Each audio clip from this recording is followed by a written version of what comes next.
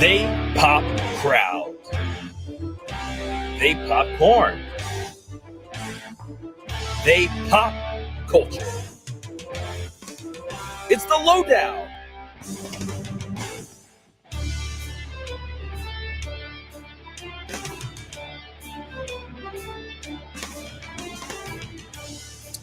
What is up, everyone? Welcome to the latest installment of the Lowdown Popcast. I am the voice of PCW and the voice of Lugoff Elgin Demon Football, Elliot Popston. And to my right, nope, he gone. To my left, it's the seven-time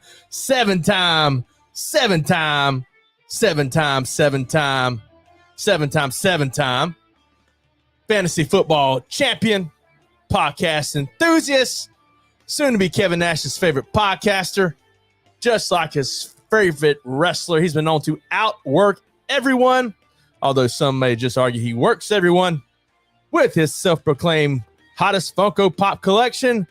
Not your average wrestling mark, Handbook, Jonathan Winburn. Man, that was right on the nose. It was. What's up with our other co-host? At least I show up to my obligations. Well, you know, some people, I guess, believe they're obligated to go on vacation all the time. But hey, yeah, he's gotta live life, right? Yeah, he's enjoying some family time. Like, can't hate on the guy. But I try sometimes. I mean, but yeah, comes with the territory. Yeah. But guys, first and foremost, welcome to the show. If it's your first time listening to us, this is the Lowdown Popcast. You can follow us on Facebook, Instagram, TikTok, Twitter, YouTube at Lowdown Popcast. Like, follow, subscribe, keep in touch. Let us know what you think. We just love chatting it up with each other and talk about wrestling, sports, movies, because we pop crowds, popcorn, and pop culture. At least that's our tagline. But we got some exciting stuff happening in the wrestling world. Lots of big things. So we're on the Super Bowl week. Road to WrestleMania. Road to WrestleMania. Roads to WrestleMania. Oh, I see what you did there. Oh, you Cody Mark, you. What month and a half? We got Revolution. We also got Ring of Honor, Supercard of Honor, I think. Yep. So yeah, that weekend I think setting up to be I think Ring of Honor is on Friday, and then main it is Friday, on Saturday and Sunday. So yeah, that's a big week. Yeah, I didn't even realize that until just now. Yeah, big week. Should be a lot to talk about that week. Yeah, yeah. More than usual. Yeah. So, before we get kicked off, we'd like to welcome each of you to the Lowdown Popcast, the Day Soul Coffee Lab studio. We're on air, guys. Forgot to throw that up there a while ago. A little bit of technical difficulties when we first got on, but hey, we're good to go now. So yeah, brought to you by Day Soul Coffee Lab out of Birmingham, Alabama. Guys, y'all know the deal. Y'all have heard me say it 1,000 times, right? Matter of fact, Jonathan can probably say this if you wanted to, backwards. I think they've heard it about 31 or 32 times. Yeah, maybe not 1,000. Well, it's about to be 31 right here. And here we go. Guys, y'all know I consider myself a coffee connoisseur. I absolutely love coffee. And I believe I have found the absolute best coffee out there in Day Soul Coffee Lab. And I've always said it, out of Birmingham, Alabama. Guys, head over to the website, www.daysoulcoffeelab.co, and use promo code LOWDOWN and get 10% off your order. If you're anything like me, you tend to drink all your coffee before you get more. But with a subscription option, they can have it delivered straight to your door on time so you never run out. So, guys, head on over to the website. As I mentioned, www DaySoulCoffeeLab.co. Use promo code LOWDOWN, get 10% off your order, and enjoy some amazing coffee. It's the absolute best coffee you ever drink. Daysoul Coffee Lab. We'd like to thank them for their sponsorship. Most definitely. So I'm planning on stopping by there. I've already got I got my own vacation in the works in the. Oh, that's right. You are going to Alabama during the summer. That's where my mom lives, so we're gonna go visit, and we've already made plans to kind of go by there. And check the place out. We got some. We got some new decorations today. Yeah, a little bit. Yeah. You know, we got a Daysoul Coffee Lab Barrel Reserve bottle in their coffee. We got a little bit of Sting, a little bit of Ultimate Warrior. Yeah, Blade Runners. Yeah. Hey, what's up, Ron? Welcome to the show, brother. Bud, what's up, man? Welcome to the show as well. Guys, share this if you feel like it, and everything. But got a nice AEW title. Very heavy. I told you before the show you should just do the whole show with it on your shoulder. Nope. I don't need that kind of trap work. Got a nice little Tennessee Titans memorabilia. Yeah, I mean, it's Super Bowl week. I don't have any Eagle stuff laying around, so I figured it was. I could have brought a Gamecock helmet, but it was. And It was the NFL. So is that a mini Funko or is that a Funko? Just a regular Funko. Okay. Yeah. He took that. Well, he took from his greatest Funko Pop collection. You should all feel very special. Yeah, it was a hard time. I was trying to figure out which one I wanted to bring, but they called me Mr. J, so I had to bring the Joker. Hey, I hear you, dog. Mr. J. Talking about a movie that never panned out. And poor thing. Anywho, we can get into movies here later. Well, dude, what we got on the docket? We had Raw last night. It was good. So I've actually watched the last couple of Raws, which is not normal lately. Spot of the night. I have my idea. Spot of the night or moment of the night? Okay, wait, moment. I loved. So you said you joked earlier about being a Cody mark, but it was great. That Cody Heyman segment was awesome. Yes, it was just enough real with just enough work. Yeah.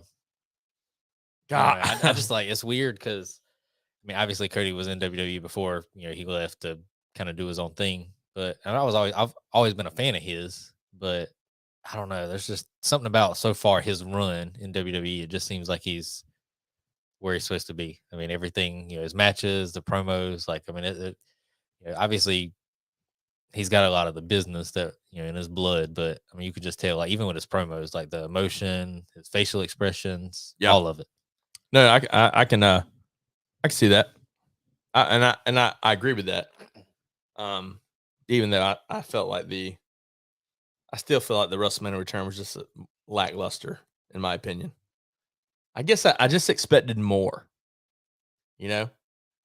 And maybe they were just, I hate to say the word limited in what they could have done, but I don't know. I guess I just felt like maybe him coming out could have been presented better or something. I don't know. So I think some of it has to do with why, maybe why I've disliked the Rumble the last few years. I think we kind of all knew that it was more than likely going to be Cody, and it just felt like it. The anticipation just got so big that it. I don't know if anything would have lived up to it almost. Him coming out with his gear, his music, the rise up out of the ramp was all nice. The whole presentation. It was just, I don't know. That's how I feel about the Rumble. I think I amp myself up too much, and then it always seems like a letdown lately.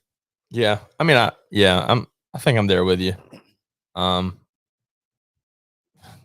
just felt like, I just felt like that. More could have happened, but oh well. And I just want to apologize to the listeners. I scarfed some pizza down before we started recording. I think it's I think it's just indigestion a little bit. Well, if it makes you feel better, I was yelling at my son's basketball game, so we're kind of in the same boat here. And I scarfed some Papa John's down before we came over. So let's I was just stuffing my face while you were having technical difficulties. Getting everything up and running. Yeah, it was seemed like a nightmare, but we're good. We're GTG, good to go. Let's dive in to some wrestling, shall we? Okay. Not the game, but I'm game. It's all about the game. Man, Bud already kicking it off. I think Jay should have showed up on Raw since the Bloodline was on SmackDown. Hey, you know what? I could kind of agree with that. Except for the fact that Roman kind of showed up. No, he didn't. Heyman showed up. Yeah, just Heyman. Yeah, and that's a solid point. So I think what they're doing, I think they're going to keep him off TV as much as possible until Chamber, but I think something's going to happen. I don't think he turns. I think that's what I'm saying. I think he calls Sammy the match and then sets up Sammy and KO versus the Usos at Mania. I mean, that was, I think that was a plan a few months back. So, welcome to the show, Jeremy. Jeremy says, "Gentlemen, hope y'all are doing well." And yes, yelling at the game he was. So Jeremy works for Kershaw County Rec Department. He was running he for all my son's games, he's run the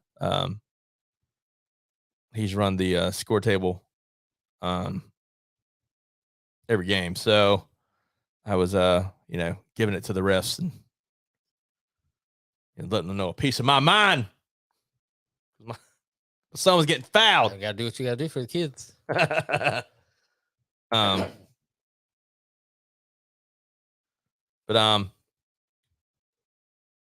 Yeah, so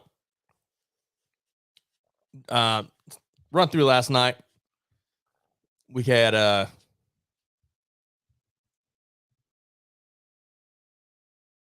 Box show back up. That he did. Sure that was your favorite part of the entire show. I'm not really a fan of Brock, but I will say that especially because we talked about it last week on the podcast, it wasn't as funny to hear it, but I laughed to myself that he kept saying the Bobby Who part. I got a good chuckle out of that. So we kicked off Raw with Beth Phoenix and Edge. Yep. What? The Grit Couple is what they allude to them as. The Grit Couple. I saw a funny thing. So did you catch the picture of Edge behind Beth Phoenix? Yeah. And then he like smacked her on the butt like 3 or 4 times during the entrance, and she looked at him and was like, "Stop it." Yeah. TVPG. No, I saw that. I laughed. It was funny. But we started with a Grit Couple coming out. Edge and Glenn Bazan, Beth Phoenix come out, set up a elimination chamber match between them and Rhea Ripley and Finn Balor. What ends up setting up, they're cutting promo. Judgment Day comes out, minus Rhea. Yeah. She was doing some WrestleMania promo stuff somewhere. So. Yeah, according to Dom. Yeah. He let us know that Rhea was traveling international to my favorite part of the whole segment was Damian forgetting, I don't know, he was all flustered. He said Money in the Bank instead of Elimination Chamber, and didn't seem like he could get out his words right. He even said it. He was like, he looked at Finn, he was like, man, this guy's got me all flustered. He was just, it wasn't a good promo on his part. But. So my favorite part was whenever Beth Phoenix did the what's her finish? What did she call her finishing move? I can't remember what she calls. I keep thinking of Jade. I'm thinking Jade Cargill too. But anyway, she does her move right, and she's holding Dom up in the air. He says, "Mommy, no!" And then, did you see the right behind his head was a poster that said like Eddie is your father. It was a good visual. Mommy, bam! It was great. Very good segment. Pretty decent match as well between Damian Priest and Angelo Dawkins. Business Report gave it B plus. So Dawkins hits a pretty nice swanton bomb in that match. Yeah, big guy. He is a big guy. Big guy flying, man. He's a little underrated. I think Montez gets a lot of the focus because of his, I mean, don't get me wrong. I think Montez is super talented. Oh yeah, he's a high very, flyer very charismatic.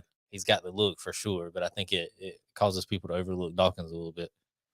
You then had match 2 of the night: Baron Corbin, Dexter Lumis.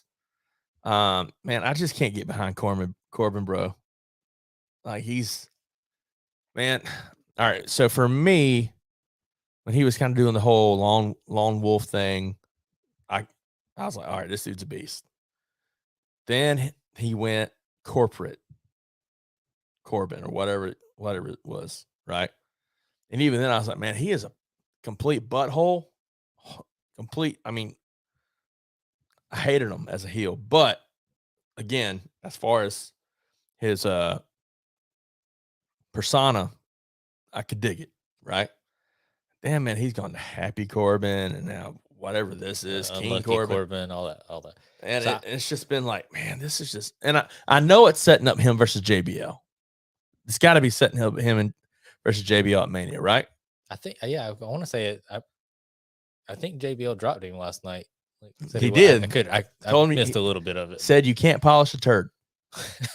That's what JBL told him. That is true. And and that was after he lost to Dexter Lumis. Lumis wins with a side slam. It's weird that you say that about Corbin. I mean, obviously he's not really had a lot of great gimmicks lately, but I've never been a fan of his. Like, to me, it's just, they say in the business, like, no reaction is the worst. And like, I could care less when he's on TV. It's not that I don't enjoy him as a heel. Like, I just could care less. Like, nothing about his persona, his character has me intrigued at all. See, I felt like when he was Lone Wolf in NXT and whenever he was corporate Corbin or whatever, I feel like that was it. Corporate Corbin. I feel like he got a ton of heat then.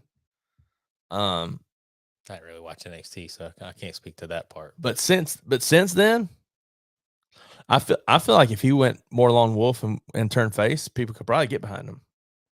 Let the guy's big, he's fast. Let the guy just run through people, not talk too much. You know what I mean? I don't know. I feel like at times that's the kind of stuff you just got to let happen. Like Rick Boogs, right?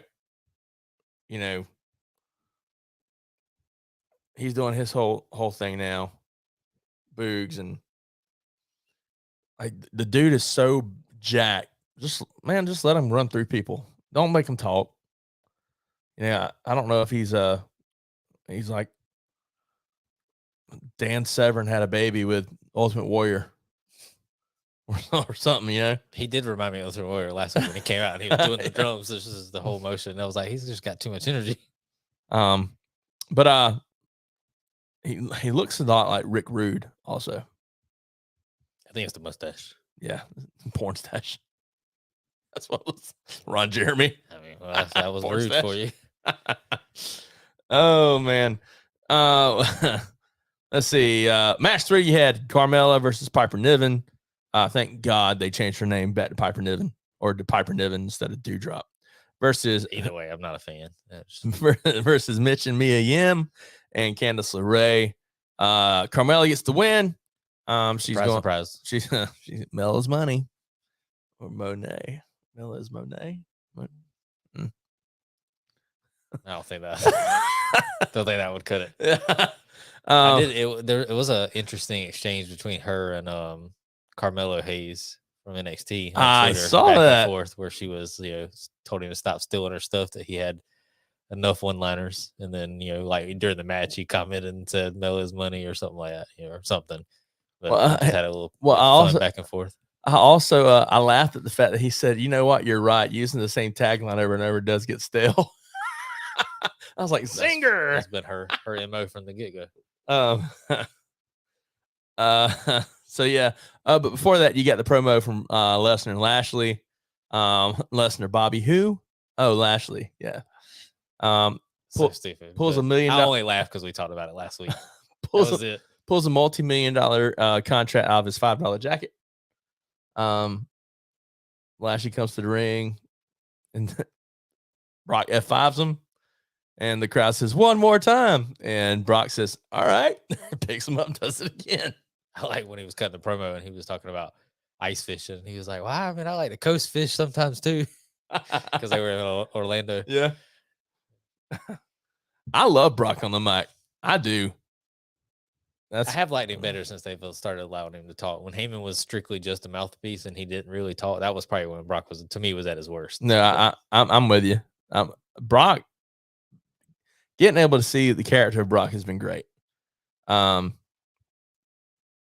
back to the comments real quick, Cody Bud says Beth is a beast, and he also mentioned how Paul and Cody was dreamy. 6 stars. That was like a Meltzer 6-star. 6-star. That is a Meltzer 6-star. Meltzer 6-star promo. Huh? You also had Alpha Academy versus a team that's been reunited as of lately. Cedric Alexander and Shelton Benjamin, gold standard. Alexander and Benjamin look great. They did. Shelton Benjamin continues to surprise me as old as he is, and as long as he's been doing this, how amazing he just looks in the ring. Dude, his running knees in the corner. I mean, he's always looked fantastic. Oh, he's the gold standard for a reason, right? Seemed like he's dropped off a lot. It doesn't seem like he's aged any. I mean, it's exactly the same. I mean, he's gotten more jacked as he's gotten older. So, well, maybe something to that. Yeah, we don't go into that. You know, The Rock's all natural. He can be too. Yeah, always. So you know, that's where Alexander and Benjamin pick up the win. MVP.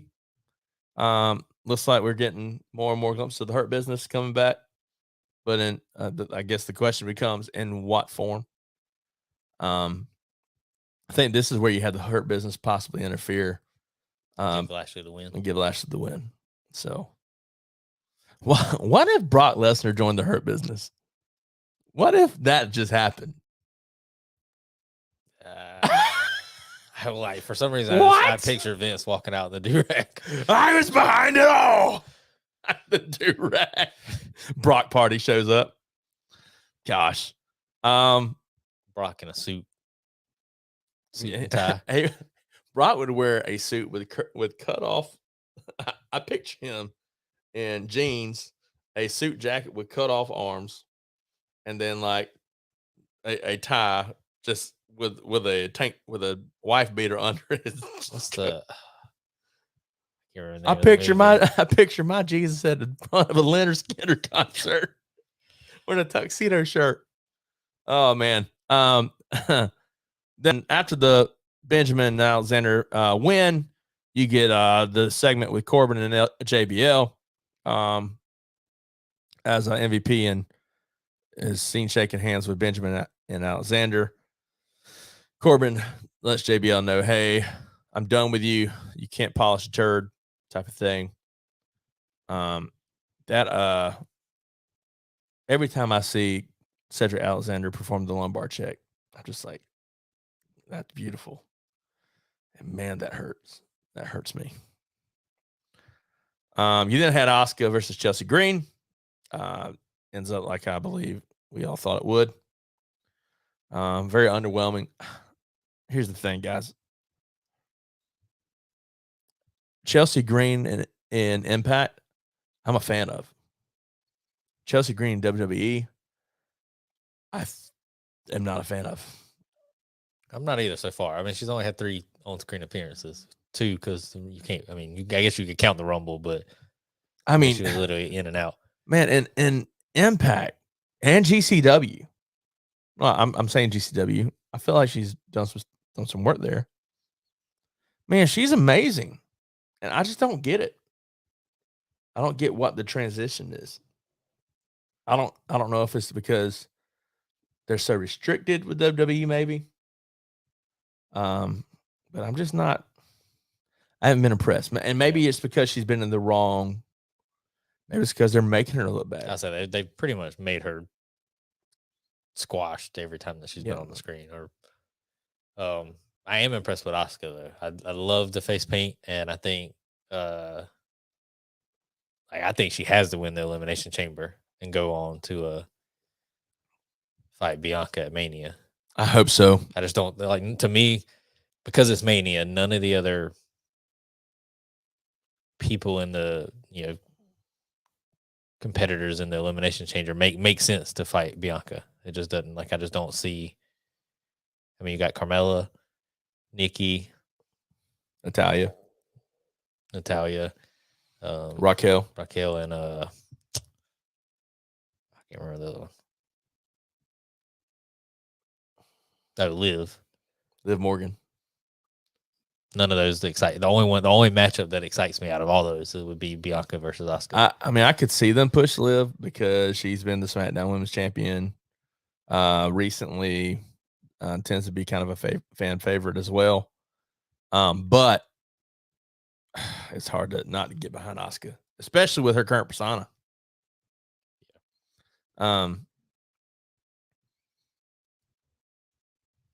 Let's see here. We then had Elias versus Montez Ford. Match was good. It was good. Unfortunately, it got overshadowed what happened before it, which was an amazing promo between Cody Rhodes delivering a promo and Paul Heyman coming out. It was very, very. It felt very, very real. You had multiple mentions of Dusty. It did feel very, very real, and I think, obviously mentioning Dusty helps, but it also helps that you have two of the best in the ring. Absolutely. Heyman's bold on the mic and in the business. Just his mind. So I think him and Cody together. It was a recipe of awesomeness. Yeah, it was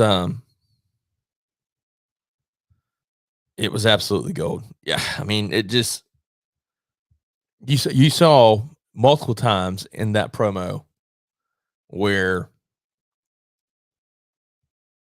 Heyman and Cody both broke and had to pull themselves back. But was it work or shoot? No, because obviously the subject matter means tells you to believe that that was real emotion. But I get they're professionals. I get that. But sometimes you can just tell, man, that's hitting. Like when I chuckled at this when he said, Heyman said, one of my last conversations with your dad was him telling me that you were his favorite son, but he wished he had a son like Roman Reigns. But Roman Reigns was a son he never had.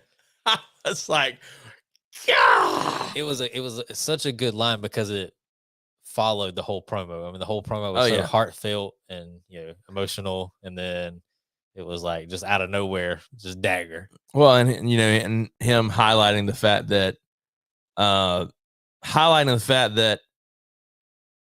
Dusty trained Roman, and Seth, and how Roman is the pinnacle of Dusty's training success, and then says, "But he didn't even train you." I'm like, dang, dig the knife in deeper, Paul.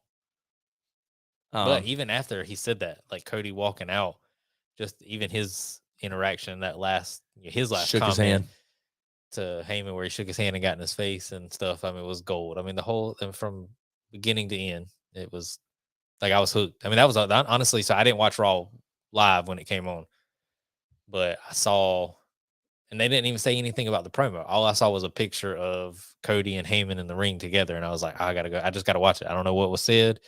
Didn't read anything about it. I was like, I just gotta watch Raw. So then I just cut it on and watched the whole show. But that was definitely the highlight of the show. Billy says that promo was fired. Absolutely freaking literally, Billy. But without a doubt, it goes to show too. So a lot of people were talking about Sammy and Roman and everything going on there with Jay and the bloodline. I mean, this was, and that being the hottest storyline in wrestling, that they were like, okay, well, we understand Cody's on a mission. He wants to win the belt. Mania is the main, is the big show, but like you got to strike when the iron's hot with the bloodline and stuff. But I mean, that promo last night didn't involve. I mean, Heyman's still involved because so the bloodline's still involved a little bit. But I mean, even Cody's words before, where he was like, I wish Sammy the best. He was like, I might not be fighting Roman at Mania. It might be Sammy because they're fighting in Montreal. But I think whichever route they go, I mean, it's at this point, it would be hard for them not to deliver. Yeah, well, and the what I don't want though, it needs to be Cody versus Roman. As much as I'm on the Sammy bandwagon, and he's made the bloodline story great the last few months, I just don't see them having Roman lose at Elimination Chamber to Sammy, and then Sammy versus Cody. That doesn't draw money. I know. I agree. I wholeheartedly agree. And the way Cody ended everything was. Sorry. Excuse me. Thank you. He said, talked about, hey, you just made this personal for your boy. So, I mean, I thought it was a perfect way to end it. And perfect way to set up a great match between Montez and Elias. Man, I hate the fact that Elias keeps losing because I absolutely love Elias. I think he's great in the ring. He's great on a microphone. He's not quite as good as Ezekiel. Well, he's getting there. But I get it. I hope WWE does us the justice of not making the Street Profits break up and just allows them just say, hey, we're just going to go our separate ways without getting in a feud. All right, down the line, like I hope one doesn't turn on the other and that's how they separate. I hope they just separate. Hey, man, go do your thing. Appreciate you, man. You go do your thing, too. So kind of like the way they did with the New Day? Yeah. But I will say that, not talking about that match, but it just made me think when you were talking about Elias and just him losing. So the fact that they're going to turn him heel. Having Roman carry the belt for so long, like he is definitely the biggest draw. But I think when you have a champion, especially in this day and age where the show's in front of a crowd multiple times a week, or a brand is, that it really puts the company in a bad position in creating new stars. So they can only get to a certain level if they're not, like, yes, they may be in a match with Roman in a program, but if Roman's coming out on top, like it's only elevating them so much. Like at some point, there's got to be a payoff. So I think, looking, because last night when I was watching it, there's a lot of talent on the roster for sure, but it just seems like Ford's been in a program. They're just with not really. Elias has been in a program with Roman. Very short. Yeah, they have. But he faced them. Then they're back to where they're at. Whereas if it, you're not saying that they should all win the title, but like if the title's changing hands a little bit more, I think it helps establish performers a little more. I mean, you had KO. KO has been in a program with Roman. So I do hope they split the belts. Yeah. Main event, match of the night. You had Bayley versus Becky Lynch. You have Becky coming out with the win. You also have a return. Yeah. So, funny story about the match, real quick. So I was laying in bed watching it. My wife's asleep. I'm watching it, and there was one moment. My wife turned over, just happened to open her eyes. I don't even know if she heard something or what, but she just happened to look up. And right about that time, Becky did like a missile drop kick on Bayley, and it was so loud. And my wife was like, seconds. maybe just opened her eyes and she was like, "Ooh," and then went right back to sleep. Like it was just like I felt like she was watching it. Like she was. I was like, she scared me because I was like, "What?" And then she went right back to sleep. Like that was the only part she saw, but it was so like hard hitting that she was like, "Ooh," and then just rolled back over. And I was like, "Oh, that was." But it was the match of the night, I think, for sure. And I read somewhere that the return that happened last night is also setting up for a match at Bailey versus Lita. So I heard it was going to be Damage Control versus Becky, Lita, and Trish because it's in Canada. Oh, okay. Oh, for Elimination Chamber. Got you. I thought you was talking WrestleMania. No. For the Chamber. So you think we get another Becky match at Mania? Or do you think Charlotte faces Bailey? Or no, Charlotte's facing Rhea. Facing Rhea. I mean, I could see it. I mean, in some way. Two of their top stars. Yeah. So that wraps up Raw for Monday Night Raw last night. Take it back to the comments real quick. Billy mentioned the promo with Cody and Heyman gave me chills and was hair raising. Completely agree, man. I figured Sammy would be more of a threat to the title because of the pop was huge for him. The payoff's one thing, the sustainability is the other. Yeah, I mean, if Sammy was to win, I mean, yeah, he'd get a huge pop. Issue is the next pay-per-view is WrestleMania.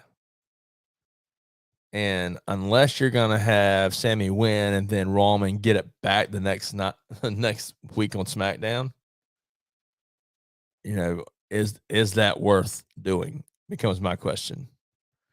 Or do you allow Roman to lose the belt and then Sammy just get his revenge on Roman, no belt involved? That's where I'm leaning. So I just think I love Sammy and I think he's a tremendous worker, but I just don't see like if he was to win the belt, like that's kind of it. I don't see like what program is he going to go into next, unless it's something with KO after Roman. If he was to win the belt, like he, obviously him and Roman would probably have a rematch, but then like after that, like where does he go? Because I think this is peak level for Sammy. I just don't see. Whereas I think Cody's still got room to go up like that. His moment, it would be such a big moment, but it would carry after Mania. Like it would, I could see him being the champion for a bit, and because he's only really had a promo with Seth since he's been back for the most part. I mean, he still has a lot of talent he could work with that it would seem fresh for a year to come, like for a long time after the match. So yeah, to me, it just doesn't make much business sense for anybody but Cody to defeat Roman. Billy says, what about title split? I mean, so we kind of mentioned that. I think splitting with the amount of talent you have right now in the roster, I think going back to it's funny, right? Because we all beg for it. Please unify the titles, unify the titles, unify the titles. Well, they unify the titles, right? Now we're like, oh man, we need to split the titles back. It's amazing what happens whenever you have a champion only showing up on one show, right? Yeah. Well, so I do think they should split the titles. I'm more kind of curious to see how they get there because, like, there's just not been any talk of it. I mean, there was rumors that they were gonna do it and then do night 1 and night 2 at Mania for different belts, which they could still do. But I just don't think, like, if they don't go that route and Cody wins, or whoever wins. I mean, yeah. How do they get to, like, what's the decision made to split the titles? Does Cody just come out and say, like, hey, I'm bringing the Wing Eagle back? I don't care about being Universal Champion. Like, this is what I wanted. And then they just go that route and split the titles and say, he's like, this is the one this is what I was after. Yeah. I don't need both belts. We have somebody from the other show. And then that could set up. And so instead of Roman coming back after Cody, tournament. King of the Rings. They want to bring that back. But I think if they were to split, like if Cody wins and they split the belts, like maybe the next episode, on Raw that night or whatever, that Monday, that it would set up instead of Roman coming back for revenge on Cody, because at that point there's one title free. Then that would free up for Roman and Sammy to continue their thing for the title, for the vacant title, and then Cody can kind of go on his own path unless Sammy has a title with KO. That like I would be okay with a triple threat in that instance if it was KO and Sammy and Roman, and then they just beat the crap out of Roman. So which is more appealing? Sammy trying to get revenge on Roman, or Jay Jay interfering at Elimination Chamber, causing Sammy the match, and then Sammy getting his revenge on Jay with KO against Jay and Jimmy. It's hard because I think I would rather I think I would rather Sammy go for the tag titles with KO, but like now I'm invested in Jay. Like, like I don't want Jay to turn on. I mean, the Jay turning on Sammy after he finally stuck up for him. I just, I don't know, that's where the dilemma for me is. He had to go home and think about it, man. Blood sticking in the water. Yeah. Yeah, man. But family's not always blood, as somebody shared with us recently. It's true. That is true.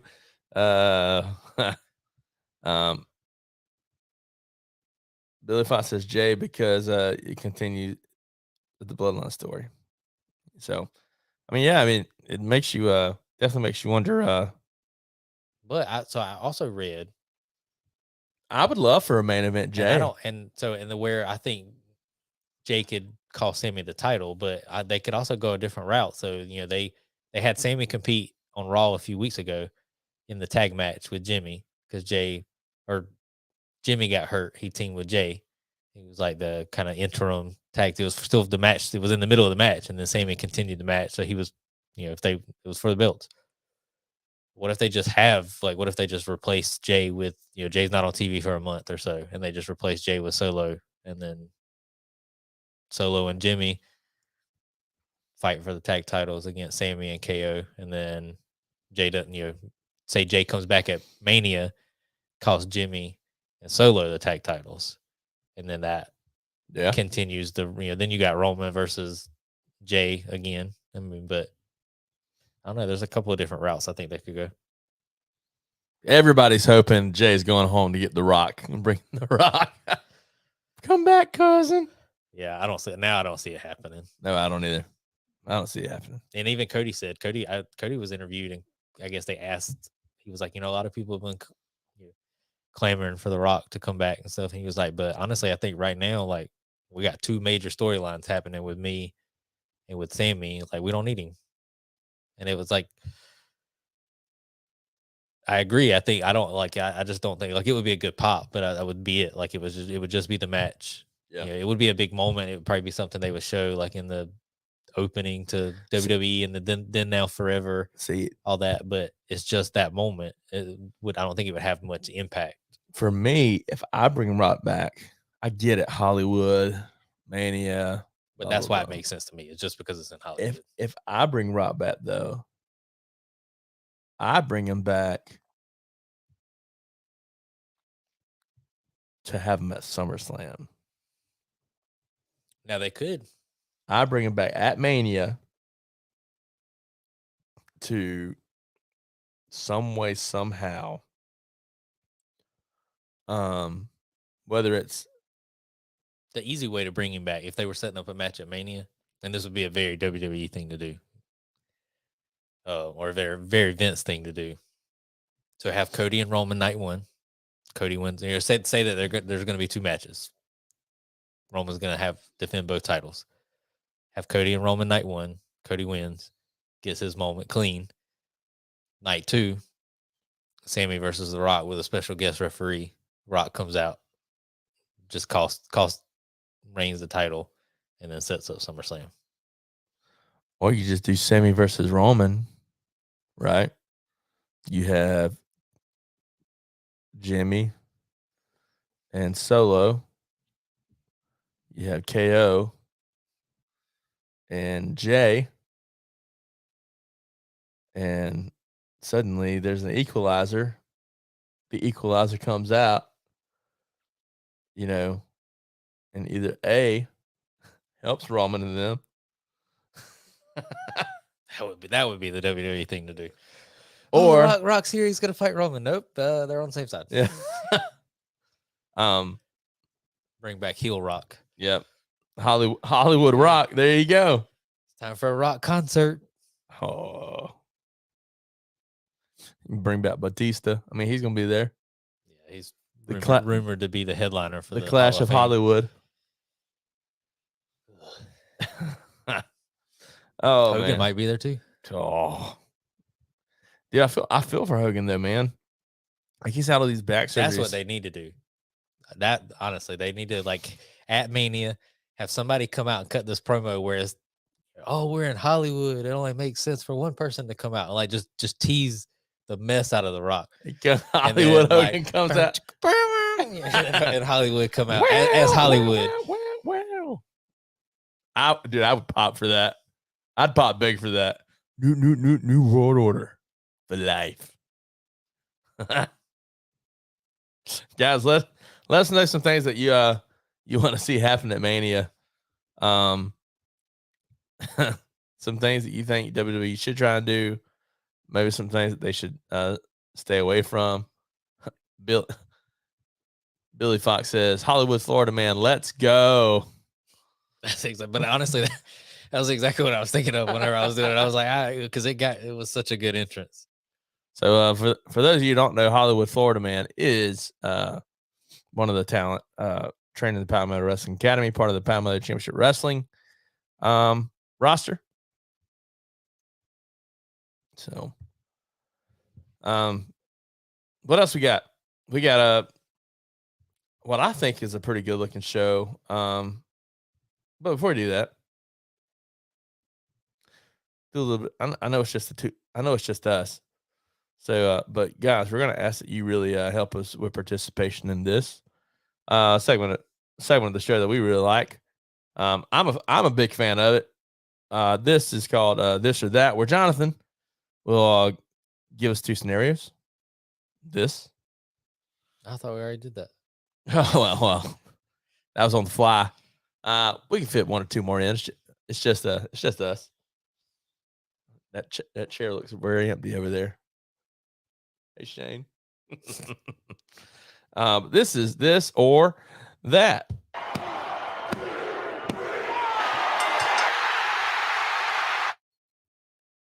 We got. Speaking of, I was gonna say, speaking of empty chair, just sent a message.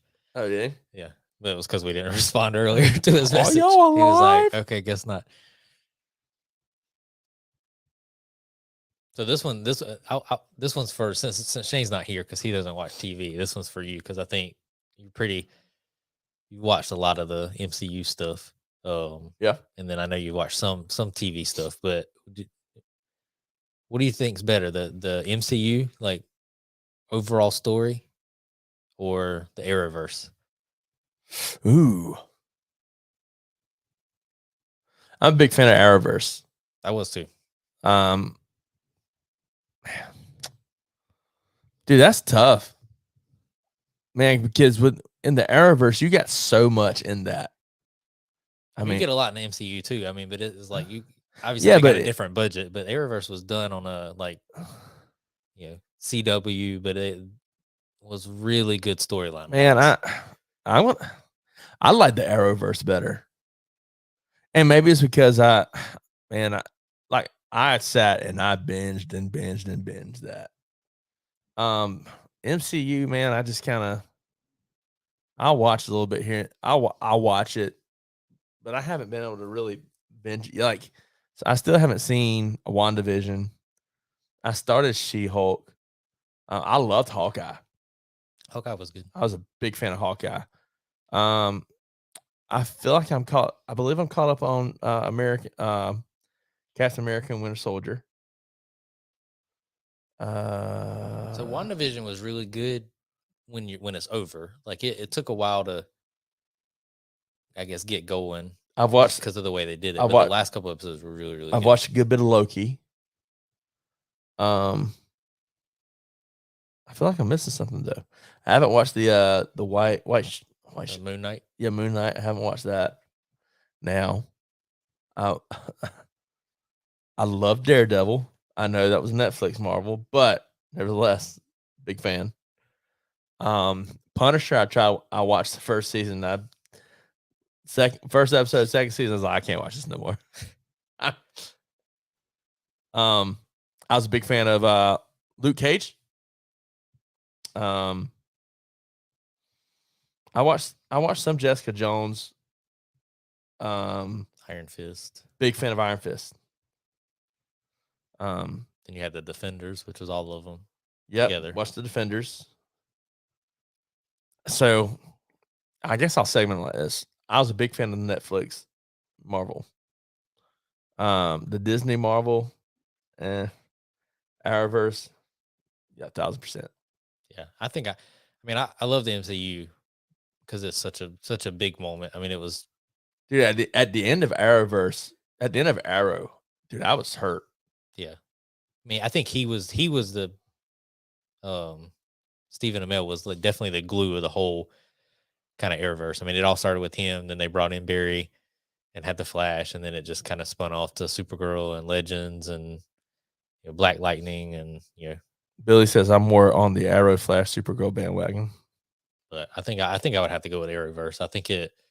I don't know. It was just so I think the Flash and the Arrowverse, best Flash. Yeah. Oh yeah. I think he's much better than the movie Flash. I'm big fan.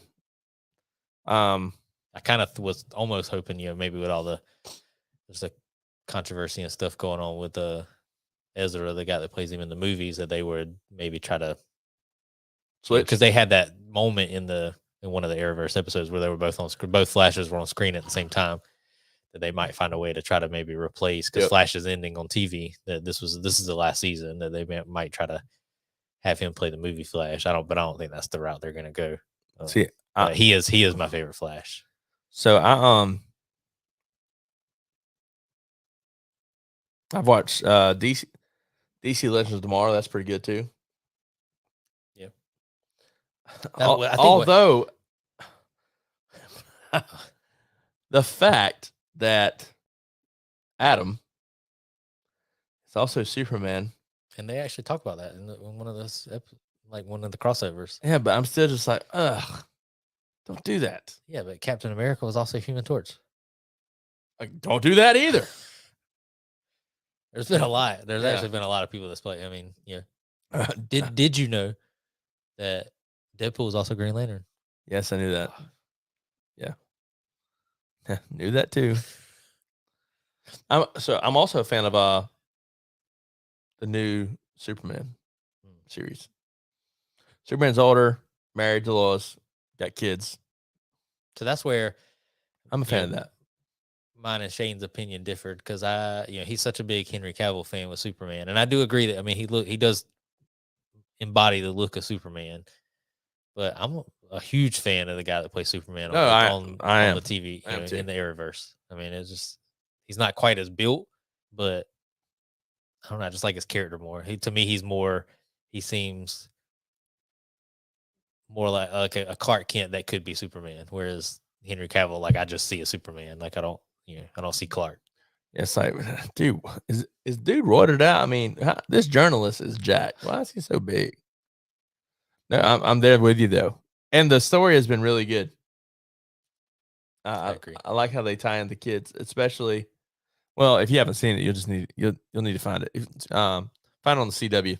It's good. So, Billy, I absolutely loved the Gotham TV show and was extremely disappointed when it ended. I was upset. I mean, I went into it knowing, because like there was a lot of feedback that people were like, oh, like, it's not they've changed some things with some of the villains. It's not the same Batman. The villains their origins are different than how they were in the show or in the movie or in the comics. But I went into it with a fresh mind. But I think the show was fantastically done, and the casting was amazing. Here's the thing: you could easily point out who was who.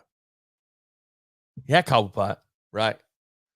You had the twins, and one of them easily was Joker.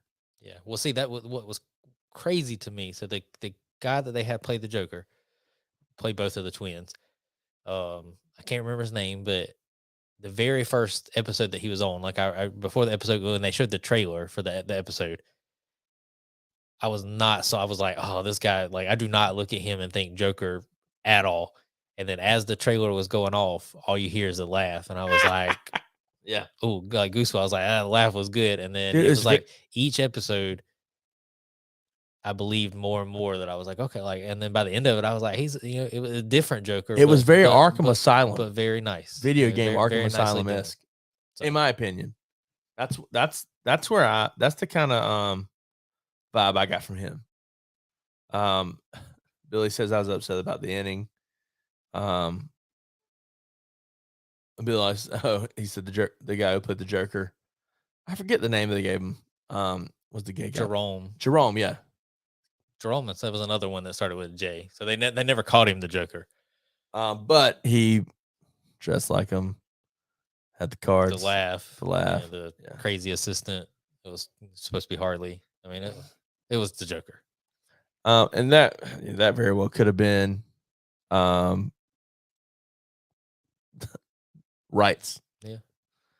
I don't ever remember seeing Gotham by DC. Yeah, it's always a Fox Studios thing. I think it said DC, like it just the intro thing. What I was speaking of that last week, I said I couldn't remember. So in the interview with James Gunn, when he was talking about all of his projects are going to be the DCU, anything that's not part of his universe is going to be called DC Elseworlds. So if you see the Elseworlds like banner, like that's how you'll know it's not part of like his story, the Gun Club that he's trying to tell. So. Oh, it's not part of the Gun Club, guys. No, we don't know. He might be. It's true. Never know. But no, I was a big fan of Gotham. I wish, Billy, and I think you might you may agree with this, and Jonathan, you may too. I was hoping that they were gonna just spin it off into a new Batman series with the same kid. I was like, man, please do this. But here we are. And I love. He was excited about Bruce becoming Batman, but as soon as he became Batman, the show ended. Yep, that's exactly how I felt, man. I cried a little. I really enjoyed Ben McKenzie's take on Commissioner Gordon. Like, I think he played good guy detective really, really well. I mean, all the cast was fantastic. No,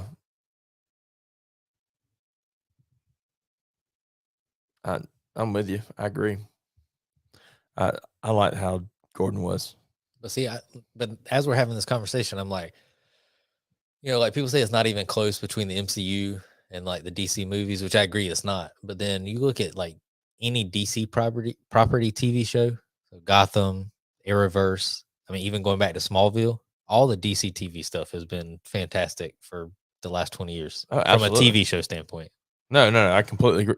And heck, even the HBO Max DC stuff. Yeah, Titans was nice. Titans is great. Swamp Thing was nice. I just finished Swamp Thing. Doom Patrol is a little weird. Yeah. Like you gotta. Yeah. My wife loves it. I'm like, this might be a little too weird for me. Some of it's okay, but it's out there. I mean, what do you think of Swamp Thing? I was a big fan. Really big fan. And at the end, I'm like, dang it, they're not making any more seasons. Like I went into it knowing it was done, and I just was like, it just sucks. It was such a good show. So good. The guy who played Swamp Thing, right? Alec. Amazing. The suit and everything that I'm going to say suit because obviously that it's not really the guy. Yeah. But the visuals and everything they gave Swamp Thing was, I mean, man, like I saw it and I'm like, oh my gosh, I'm looking at the cartoon. The action figure I used to play with, right? It was really well done, and yeah, dude. I mean, it's just it was really good. So upset that it was finished. I was trying to start something like that. I was like, you know what? I've never watched Game of Thrones. Oh, that's good. I was like, let me start Game of Thrones. Halfway through the first episode. See, that's what hooked me though. Was halfway through the first episode. Half. I was hooked.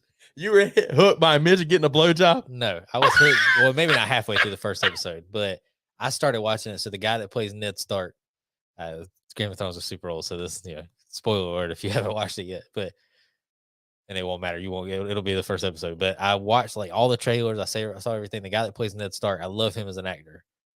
Sean Bean, I think, is a bad guy in National Treasure. Oh yeah. Yep. Love him as an actor. So I was like, I saw him. He was like in all the trailers. He was the guy. Like that was what all the promotional material, all even on the cover. He was on the cover. I was like, all right, watching it. First episode, he gets beheaded, and I was like, what the? Like I was like, where's the show go from here? I mean, he's the main guy. I didn't even finish the first episode. Well, sorry, spoiler alert. It's just he dies first episode. The guy that becomes the right hand of the king. Him? Yeah, it's him. Yeah, he's the King father. of the North. Yeah, he's he gives his kids 5 dogs. Yeah, and then Jon Snow finds a white wolf. Dies in the first episode. They behead him, and I was like, oh, what the if just happened? Like this is the only reason I was watching the show. But then I was so intrigued. But I was like, but the whole show's based around him.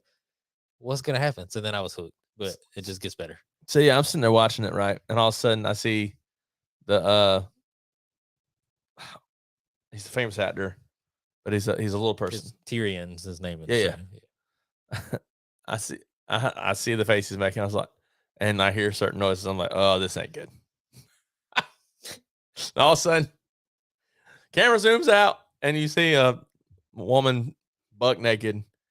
I'm like, I can't watch this. Turn it off. Can't watch this. Can't have the kids coming in here. Daddy, what are you watching? Yeah, don't. Or they can't watch any episode. Or Lindsay, wait, what are you watching? Why are you watching that?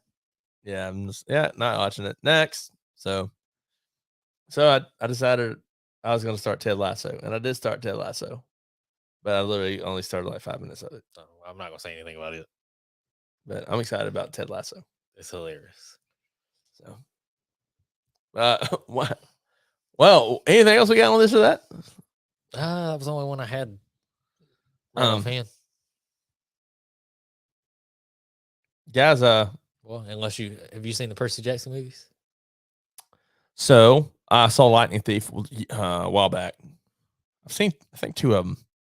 Okay, we'll wait on that one. 2 of them, I think. I've seen all the Harry Potter prequels. I've seen all those. It's pretty good.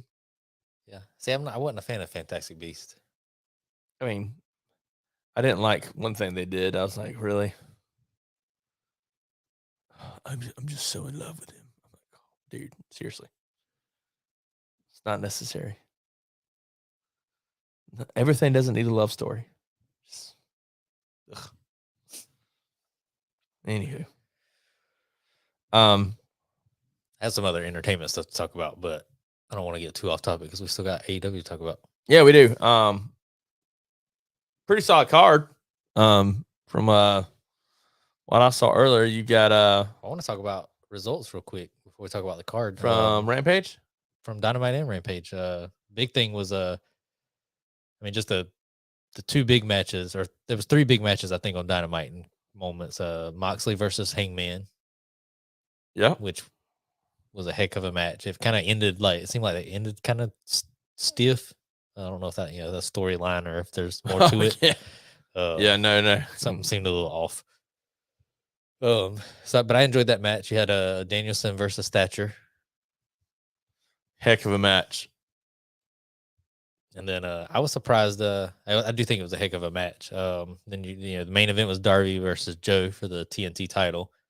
which I was surprised to see Joe win. I expected Warlow to come out, so that that kind of that didn't surprise me as much. But I was surprised to see Joe walk away with the belt because Darby just won it like a month ago. But I think it was said that he was taking some time off. But I like Darby came out with the jacket with the thumbtacks in it. It was a brutal match. I mean, Joe got busted from the start. Joe got busted open hard way. Darby did the suicide dive on and hit the table, and you can tell table sliced his eye. Yeah.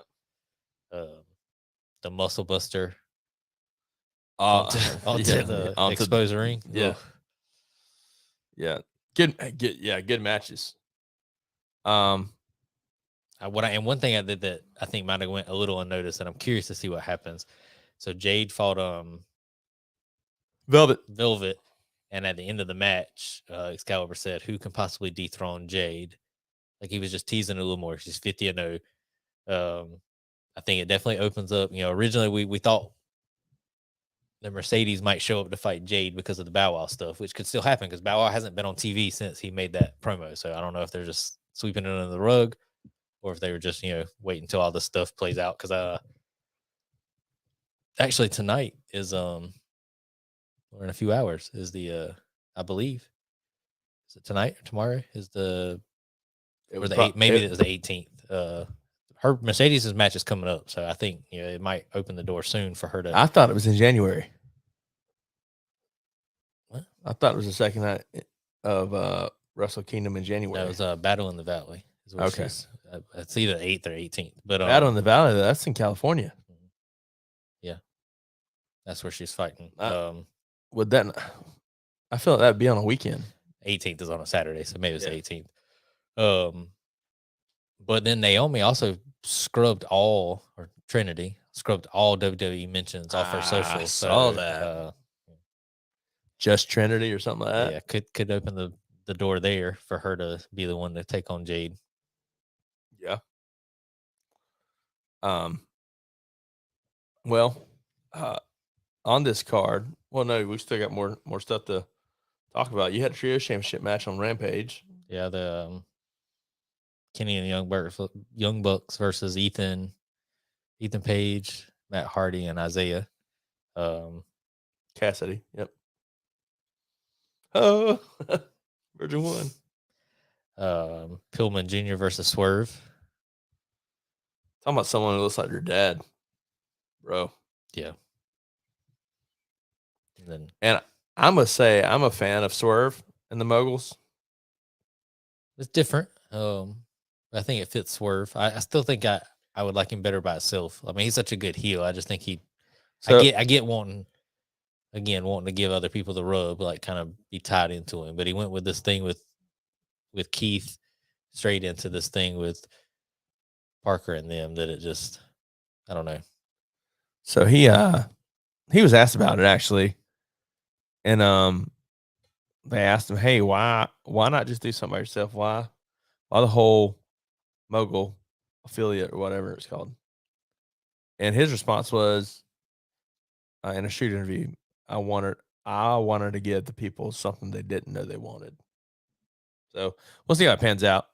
But yeah, he said he was glad to see Parker kind of get rid of the Lesnar comparison. Yeah. The unfortunate thing is you're on Rampage, which had what is believed to be the lowest or tied for the lowest Rampage yet. I didn't see that historically, but I also didn't check. But I mean, the main event was Christopher Daniels versus Roosh. I mean, that doesn't necessarily excite me. I mean, I don't, other than Kenny and the Young Bucks. I mean, what was the match that would want to make people tune in? I think two things has to happen in order for Rampage's ratings to increase. I think one, you have to change the time slot. That's a big factor. I think two, you have to go live. And I think there's too many wrestling fans that want to watch a show without knowing what can happen. And there's so many wrestling fans who are in tune with everything that if they know what's going to happen, they're just like, nah, I'm good. I used to do that with SmackDown when SmackDown was taped. Yeah, I mean, it does. You do lose some of it by it being taped, just because you kind of know that there's really no surprise factor. I mean, even if you don't read spoilers, I mean, at some point, if it's something big enough, you'll know before it happens. Right. I do agree. I think they should move it, and I think Rampage should be 2 hours. Move it. I mean, there's a lot of things I wish they would do, but the more I started thinking about it, from a rating standpoint, like I'm not saying that Tony doesn't care about the ratings, because I definitely think he does. I mean, you want the ratings to be good, but if you're taping Rampage after Dynamite, it's the same way with Dark. So if you're filming other matches after your show, and TBS TNT come to you and they're like, "Hey, we got this open hour slot. We don't have nothing on there. Like, you could do 0.10 ratings. Like, it's fine. Yeah, like, whatever. Like, we'll just put you on TV. We'll give you a TV deal for this show." I mean, you just take it. I mean, it gives your people some kind of television exposure. So I don't know if a lot of people, ratings do matter, but like, what else is TBS going to put on TV from 10 to 11 that's going to do better than Rampage? I don't disagree with that, but I also don't know that's what. But the talent, yeah. Also don't know that's what TNT said. I mean, but the upside of this is we're seeing more and more reports of AEW possibly coming out with a streaming app. And Meltzer came out and said that wasn't happening, so that means it's got to be happening. Brian Alvarez, I think, reported it was happening. So I hope so. Their relationship with HBO Max. I hope so, because I didn't really watch a whole lot of Ring of Honor, if any, before Tony bought it, and like lately. But I subscribed to Honor Club, and I've been going back and watching some old Ring of Honor stuff. It's good. I mean, it's the same thing I used to do whenever, when I'd buy WWE DVDs, I'd go back and watch matches that I hadn't seen since I was a kid, and never saw, and was like, man, that was a fantastic match. Great story, whatever it is. And and I didn't watch AEW from the very beginning, so there's a lot of AEW stuff I wish I could go back and watch. But I think a streaming deal would definitely help from a reach perspective for them. Yeah, I definitely agree with that. Let's see. Billy says, I don't watch it because they tell you who won right after Dynamite goes off the air. 3 spoilers. Exactly. I can't argue with that. That's my biggest fault with Dynamite. If it was truly live at 10 o'clock at night, excuse me, if it was truly live at 10 o'clock at night, I'd watch it just to see what would happen. Oh, look at that. Brett, welcome, man. WWF VHSs from Coliseum in the 90s were awesome. Yeah. Man, it's always, man, my Facebook feed, video recommendations and all sorts of stuff is full of different wrestling spots or promos or whatever it may be. Man, I just love it. But hey, AEW Dynamite, we've got a pretty man, I think it looks like to be a pretty good card. We got Trios Championship match against between the Young Bucks, Kenny Omega versus Top Flight and AR Fox. Should be a banger of a match. Starting the night, end the night. Which one? Starting the night. Kind of feel that too. I don't know. But you got that claim. So I'm not I think you're more excited about the card than me. Like, I look at the card. I mean, there's some highlights to the card to me, but then there's just a lot where I'm like, I don't know. I mean, I don't think it's like the hottest card they've had, but I think it's still a pretty decent card. I take that back. I think it's the main event. Looking at the card, I just don't know what. I think it would be a good way to start the show. I just don't know what they would have. I think we have the Acclaim and the Guns possibly start the show. That makes sense. With Billy Gunn making that match, I think we get a Billy turn again for the 4th time. Yeah, you never turn enough.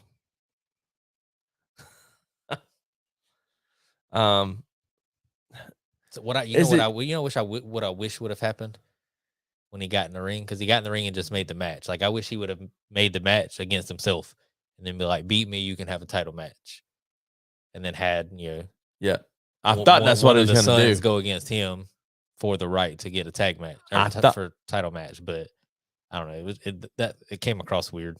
I thought that's what he was gonna do. I was like, all right, yeah, heck yeah, dude, step up, be that, yeah. Let them go through that Papa Bear, see if they can win a match. Nope. Oh, you want a match? You got a match. Yeah, Dang. It was weird. That's kind of lackluster. Jamie Hayter versus the Buddy. I mean, this is nothing more than something for Tony Storm and Saraya to come out, right? Surely. Yeah.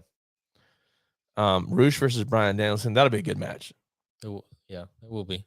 That may starting that off. I think that's probably in like that 9 o'clock slot. Prime time. Yeah. MJF versus your favorite. Take us. Takeshita. Konosuke Takeshita. I'm a fan of him, dude. Yeah, that should be a heck of a match. If it turns out to be a match. Yeah, I'm a fan of Takeshita. He's young too. He's really young. I'm interested to see if the rumors are true about oh my gosh, Coda showing up, because he made the comment from articles I've read that once he gets his wrestling school up and running, he is ready to talk to Tony Khan about joining his friends in AEW. Those rumors are true.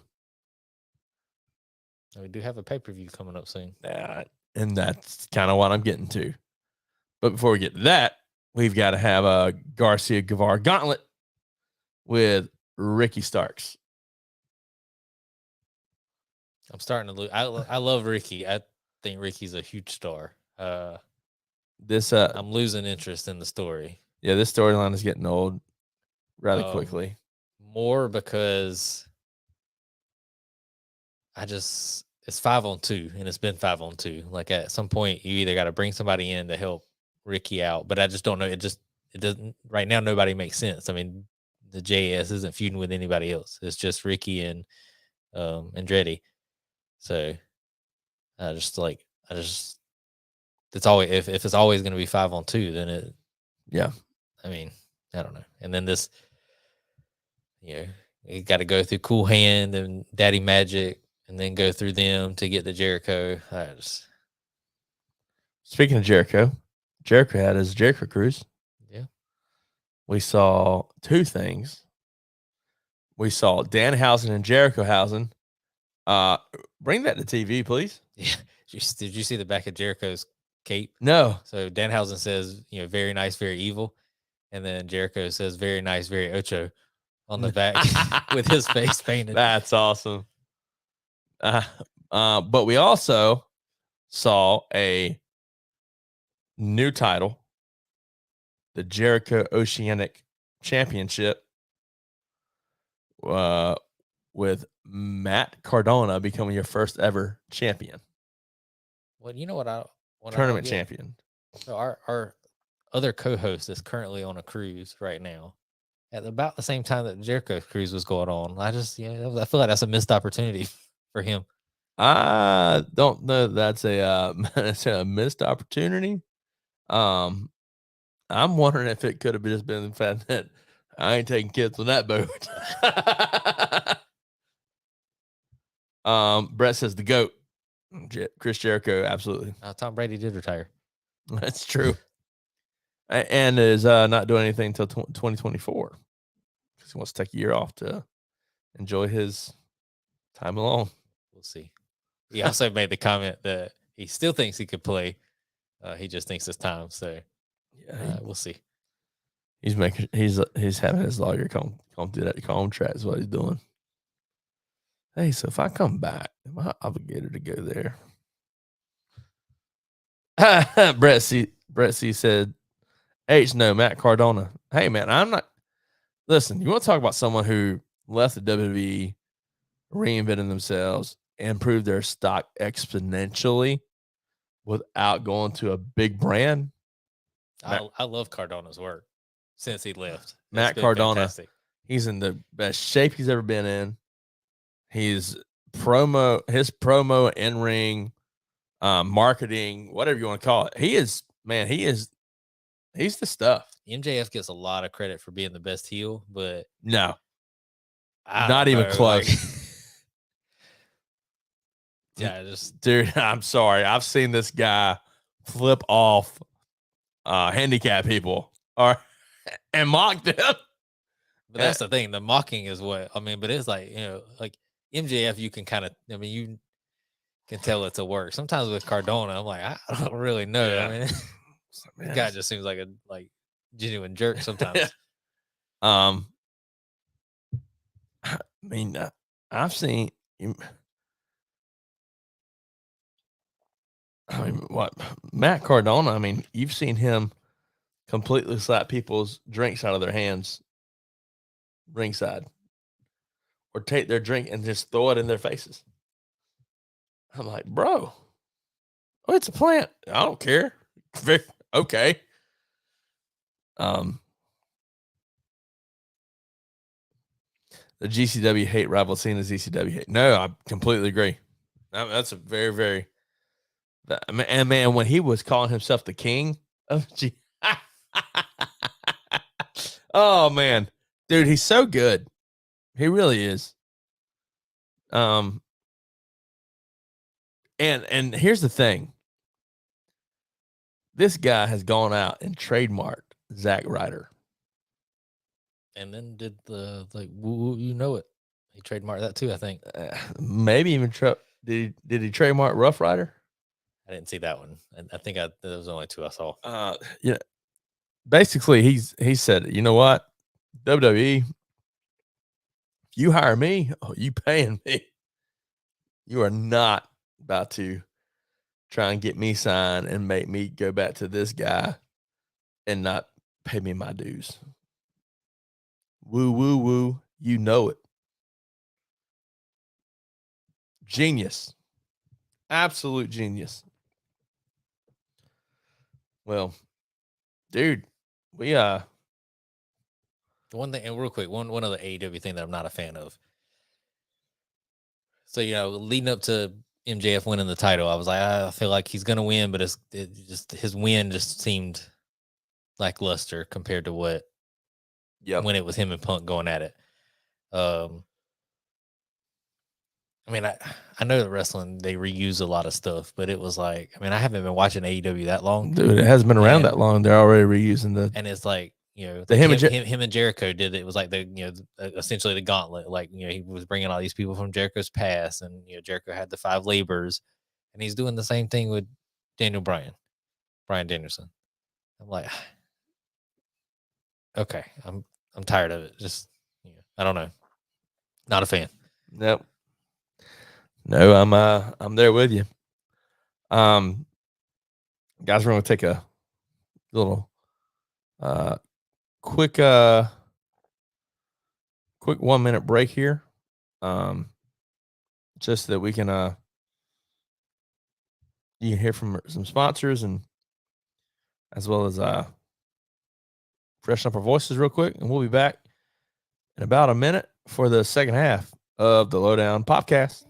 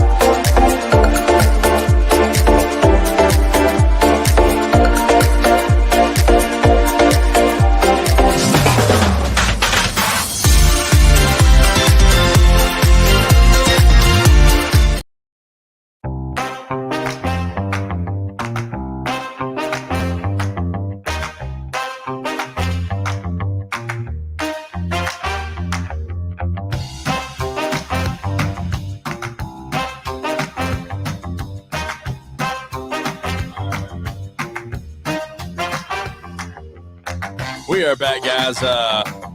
Man,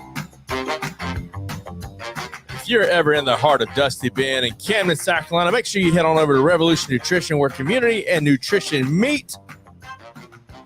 Jonathan's got his handy dandy Revolution Nutrition, taking a sip right now. Jonathan, what you sipping on? It's my own specialty. Oh yeah, I hear that, guys. Pink lemonade, cotton candy, cherry. Nice. Sounds good. It's delicious. Yeah.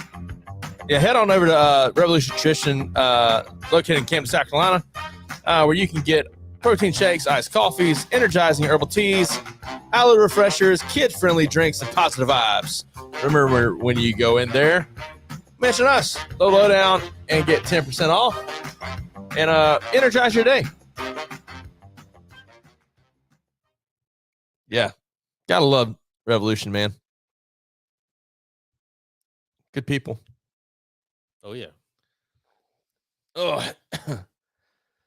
Yeah, I had to I've been trying to limit myself just to 1 tea a day. I had to do 2 today, so they've been had people coming to work on my roof, get my roof replaced at my house. So they've I've had to go into work a little bit later the last 2 days, so I was planning on sleeping in and forgot that they were coming. And so about 7 a.m., all I heard was banging. So haven't really gotten a whole lot of sleep the last 2 days. Open the door. That's funny. I'm sorry, but it's funny. All right, so we got some football, very little bit of football, but it's Super Bowl weekend. It's Super Bowl weekend, and we promised the viewers we'd give our picks. But before we get to that picks, we kind of mentioned the GOAT. I said Brady retired, and I think he'll be back. The Pro Bowl was this past week. Not a fan. No? You don't like the flag football? I didn't really watch it. It was the first time in a long time I didn't even watch Pro Bowl, didn't even really look. I'm not a fan of Pro Bowl, period. I think growing up, I felt like it used to mean something. I feel like that's lost. Like the fact, like we talked about it, Tyler Huntley being added to the Pro Bowl. He threw 2 touchdowns, 3 interceptions all season. So there's no way he should be on the Pro Bowl roster. But my favorite part of Pro Bowl weekend was after one of the competitions, they interviewed Derek Carr. And yep. Talked about him being, have you ever been that hot? Because he led the competition. He was like, no, probably not. He was like, that's probably why I'm on my way someplace else. Yeah. It was such a candid moment. But even the announcers, said, Ryan Clark, the announcers are all like cutting up because they were just he was brutally honest about the whole situation. He was like, that's probably why I'm on my way out. I just thought it was hilarious. I was a fan of I'll say, for me, I like skills competitions. I do too. I'm okay with that because they used to have skills competitions back in the day. I don't know if it was Pro Bowl week or if it was just something they did for fun, but it was, I remember them trying to see who could throw the football the furthest.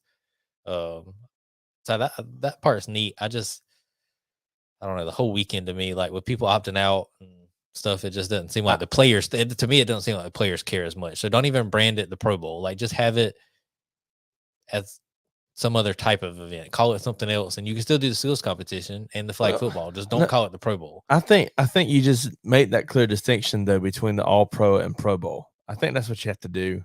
The Pro Bowl is a bowl for a bunch of pros, right? That's all it is.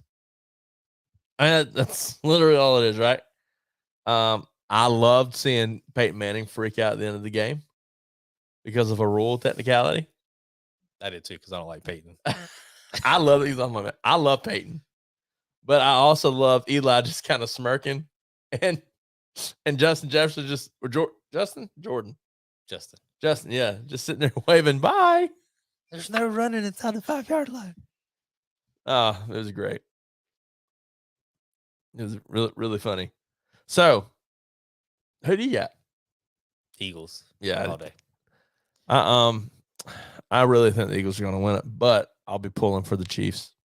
I'm pulling for the Eagles, and I think the Eagles are going to take it. And I'm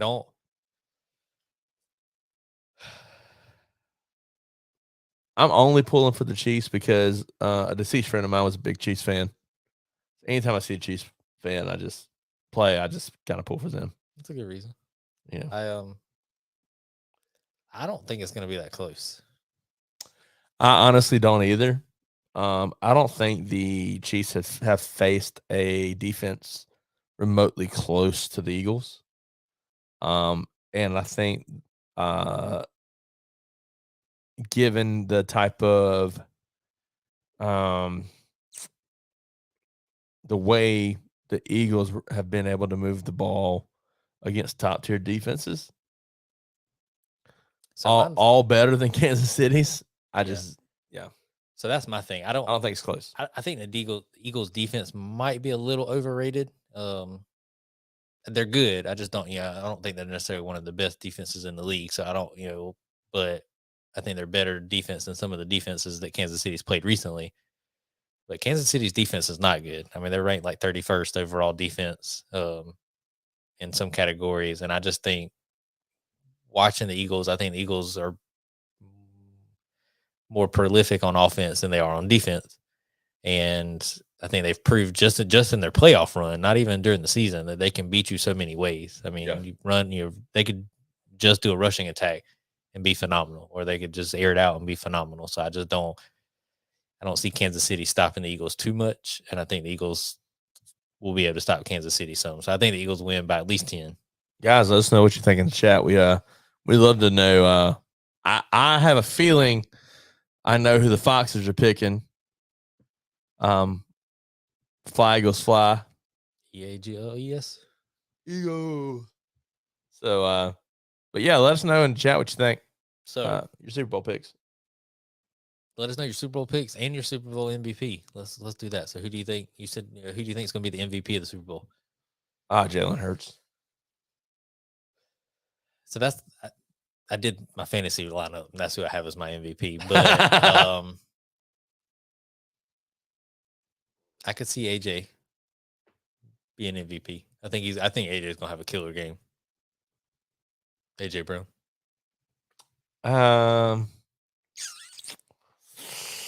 Yeah, I don't see a quarterback not getting it, man.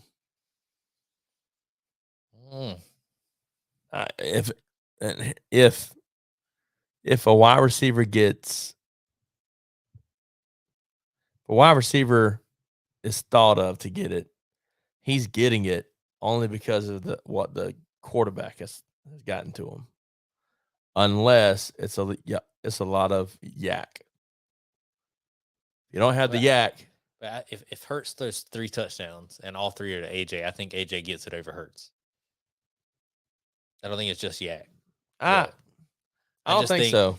I think AJ is going to be the one to score the touchdowns because I think AJ. I mean, we talked about Kansas City's not having the greatest defense. I think AJ's a little too strong, big-bodied for some of the Kansas City DBs, whereas Smith is a lot smaller. He's more of the yak guy to me, like possession. I think Smith would get it before AJ. We'll see. AJ hasn't impressed me. He's had a few good games throughout the playoffs. That's why I think could surprise you because he's had a few during the season. He had a few good games, and he hasn't had one in a while. So I think it's just it's time for that big game. Throughout the playoffs, he hasn't surprised me, and I feel like the running back possibly could get it before them. Sanders. Yeah, Sanders is a starter, but then like Gainwell had a lot too, and then they still got Boston Scott. So I think I could see the running back group being split a little bit more throughout the game. I mean, AJ's going to be on the field for most of the plays. I don't really see that for the running backs. Cheryl says, of course, Fly Eagles fly, and MVP goes to Hurts. Cheryl, appreciate you tuning in with your wonderful husband, Billy. Like I said, I did my lineup. I put Hurts because I do ultimately think it'll be a QB, but I think if it wasn't Hurts, I think AJ's got a legit shot. I think he'll have a good game. Brett says, "Go team!" Commercials. So it is always the biggest night of the year for TV. I mean, people, the ad spots are outrageous price wise. You just have the most eyes on TV. You know whose ad spots? You know whose ad spots are not outrageous? The ad spots for the Lowdown Popcast. So if you know any businesses that need some ad space, hit us up. Shameless plug. We're listening. We're always listening. And hopefully you are too. There's supposed to be a Blockbuster commercial on during the Super Bowl because the last Blockbuster that's open in Bend, Oregon has been posting that they're the date 2/12. So I think they bought ad space or something. So I'm really curious to see where that leads. That's awesome. And then movie trailers. It's always a big night. They always release a lot of trailers for upcoming stuff. So I'm curious to see what looks good, what stands out. Cheryl says Billy had a rough day at work, so I'm listening to y'all on his phone while he snores. LOL. Rest up, Billy. What you doing for the Super Bowl?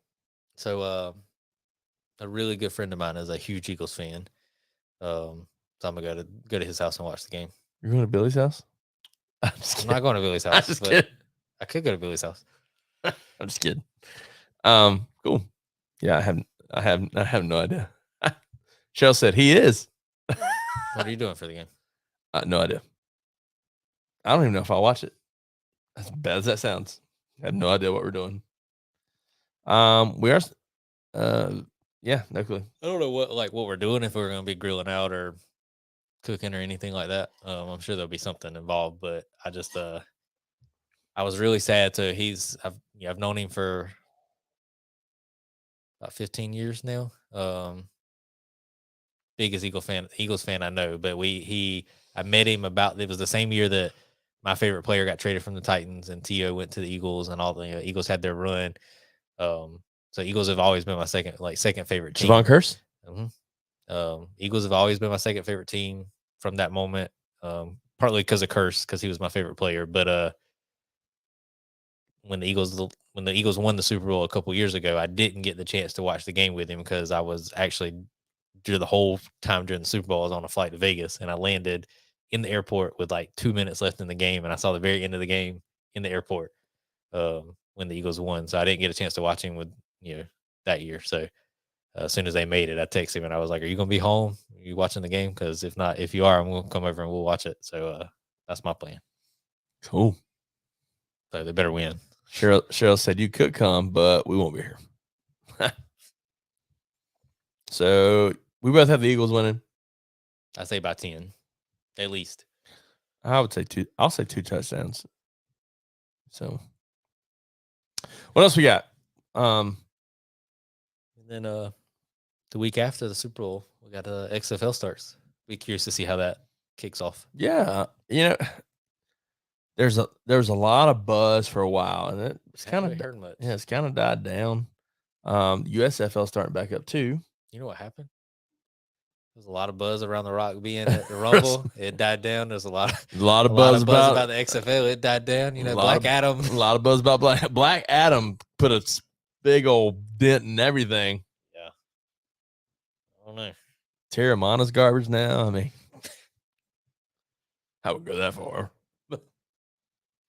Yeah, I wasn't a fan of Terramana to begin with, so I don't like tequila. Zoa.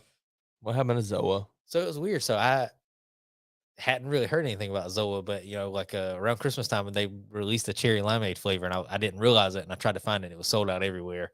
They just re-released it, so they rebranded all their cans. All their cans kind of look universal now. It's just a different color. They're white cans now. Oh, instead of black cans. The top is different colors and the wording. But they released 3 new flavors. So they got like cherry limeade, frosted grape, and something watermelon or strawberry watermelon or something like that. So I was gonna order some for us to try on the podcast. Frosted grape sounds delicious. Yeah, it sounds gross to me, but I don't like grape. But you can only order it as a 12-pack, and it's like $25 for a 12-pack, and you can only do one flavor. So I was like, I gotta hold off on that. I'll see if I can find them singles somewhere. But I do want to try it. Vitamin Shop. I looked. GNC. Looked. Suck. I know. But Zoa is still around. Yeah. I don't know how well it's doing, but I like their thing I liked about Zoa is it didn't have the carbonation. That was very nice. Yeah, I know it's frosted grape, cherry limeade. I think it was they had an orange flavor that was pretty good. Yeah, wild orange, tropical punch, super berry, pineapple coconut. So instead of black cans with a, I see. Yeah, strawberry watermelon, cherry limeade, and frosted grape are the three new flavors. Very nice.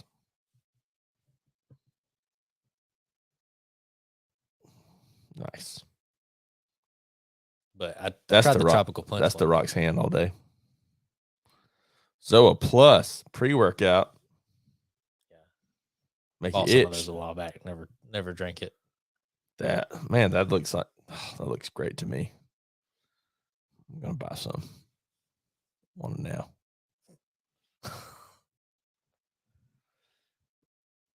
Oh, but that's about all I think football wise. Well, I mean, Carolina's got some big recruits since the last time we recorded. Yeah, Nicholas Harbor, committed, and then we got bro, they got what's the guy from last like Friday, receiver, Maceo. Yeah. Was Bennett. Maceo? Yeah, Yeah. Bennett, yeah. And Carolina just announced a big project, so they're I don't know if you got to see that. So Ray Tanner, the athletic director, came out, and they I think it's a multi-year project, but there's so much space around, like, even though it's downtown Columbia, there's so much space around the stadium and Colonial Life. That's what? Yeah. For real. I got the map. Because I didn't realize there was that much empty space. Like, and some of it's core stuff. The university owns it, and they're getting ready to like clear it out and do like basically revamp the whole thing for like game day and all kind of stuff. But I looked at they showed the map of like all the lots that they were planning on, clearing out and doing stuff with. And like on the map, the stadium is like so super, super small. And then you see the fairgrounds, which is large. And then all this empty land is, like, so the viewers can't see this, but there's a stadium right there. They're clearing out all this around the stadium. And then around Colonial Life there, they got all this that they're doing stuff with. But it's like Tanner came out and said it's like a huge undertaking, but it's going to create so much like jobs, experience, all kind of stuff. So it looks like they're getting ready to redo all of it. Well, I mean, hopefully it does create a better game day experience. I don't like going to Carolina games, not because I'm not a Carolina fan. The game part is fun. For me, the traffic and trying to get to the game sucks. Traffic is terrible. But finding a place to tailgate, awful. In my opinion. I think them doing a project like that. I mean, they might even make a new stadium. I mean, that, like, according to that map, like the way that map looks, there's. Bro, can you hold on? Time out. Can you imagine, like, I don't see them making a new stadium. I don't either, but when you look at the space, like, I just don't know, like, the way it's outlined, there's so much. I mean, the stadium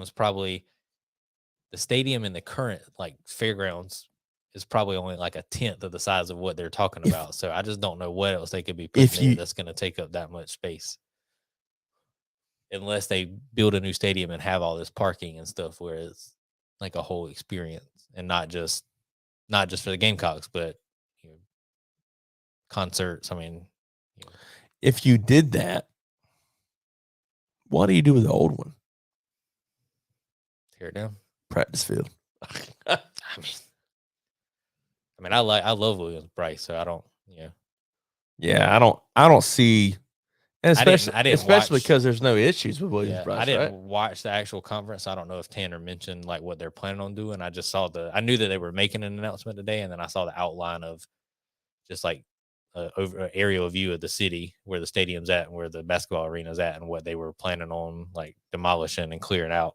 And I was like, wow, that's a lot of space that they're using for whatever it is. So more fairgrounds, a new state fair is coming in, guys. Yay! Food trucks, something. How close will it be to the stadium? Some of it was pretty close, but some of it's, I mean, a few blocks away. I mean, it. Like, I wonder if they would use it to try and Like, I don't know if they would centralize use it for parking because I don't think it's that close. Like, where if that's the main parking lot, you would still have a good ways to get to the stadium. like.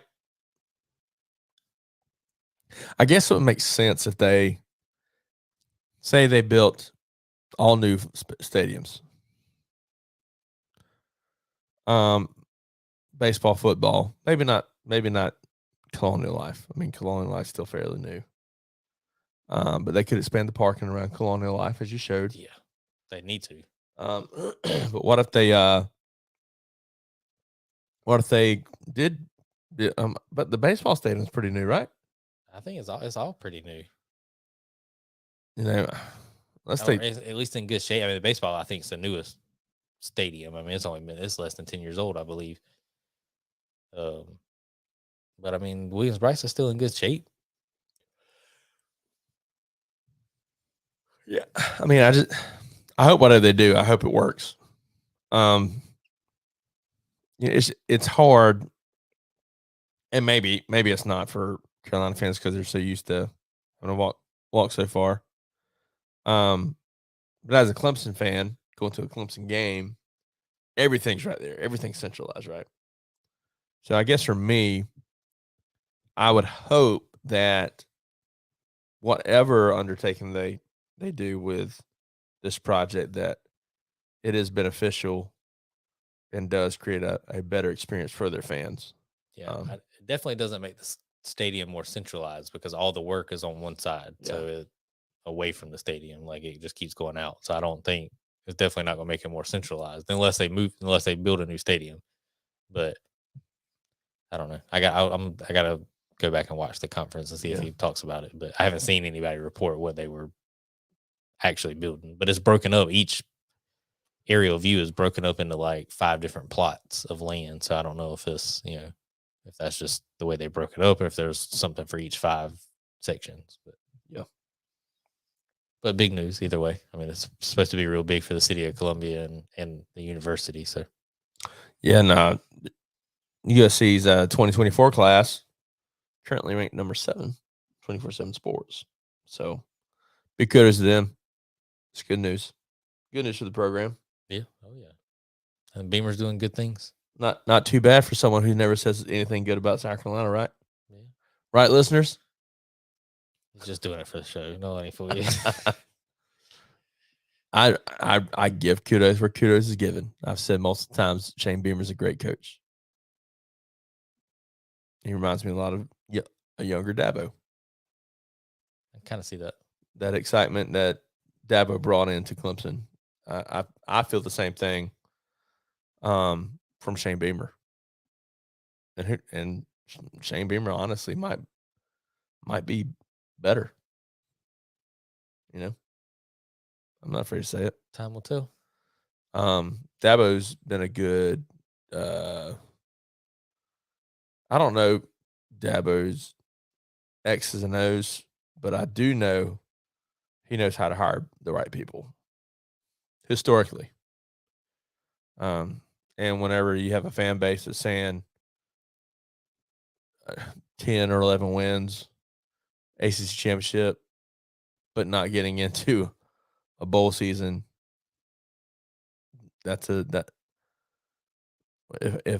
if you're a part of a fan base that's saying that's a tough year, 1, that means you've done really good. 2, get off your high horse and appreciate the year you had.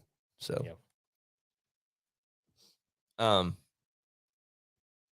man, we're coming up on 2 hours. Yeah, I know we usually end with football. I do want to say, so we were talking about TV and movies and stuff earlier, and you were talking about watching Swamp Thing. So I started watching. I finally had some time this weekend. I caught up. I haven't seen this week's episode, but I watched the first 3 episodes of The Last of Us. Fantastic. What is that? What is that on? HBO Max. That's why I haven't seen it. But it's really, really good. I remember how I felt when I first started watching Like I didn't even finish it, but I watched maybe the first. That's one based off the video 7. game, right? I watched the first 6 or 7 seasons, I think, of Walking Dead, or 4 or 5. And then at just some point, I just cut it out. But I remember how I felt when I first watched the first episode of Walking Dead. I was like, "Oh man, this is really, really good." It had that. I mean, it's similar, like because it's Apocalyptic. post pandemic. But I just remember when I was watching it, felt like it was super realistic in the way that the story they were telling. Like it wasn't, oh, like that might not happen. Like I was like, oh, this is legit. Like, but very well done from the cinematography, the story, the acting. It was all fantastic. It's funny you say that because I was during the week I saw Jay and Sammy The Last of Us. And I'm sitting there, I'm like, what is that? But now that you say it, it kind of clicked. I'm like, that's what it is. That's funny. What movie wise, what we got So Ant-Man comes out next week. Oh yes. I already have plans to see it. So the following week after Ant-Man comes out, the school district here is out for a week on a break. So my son's going to spend some of that with his mom. So we're actually planning on going that Tuesday or that Thursday. It comes out Friday the 17th, but it actually comes out on the 16th. So as soon as I get off work on that Thursday, they're supposed to meet me and we're supposed to watch it on the 16th. So Brett said he said for years that USC needed a hype coach like Dabo. Hey man, I mean, there's three types of coaches. There's coaches that can coach, but not hire. Well, I guess 4.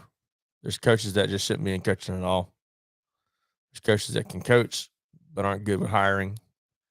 There's coaches that can manage and are good with hiring, and then there's coaches that can coach and are good with hiring. I feel like Saban is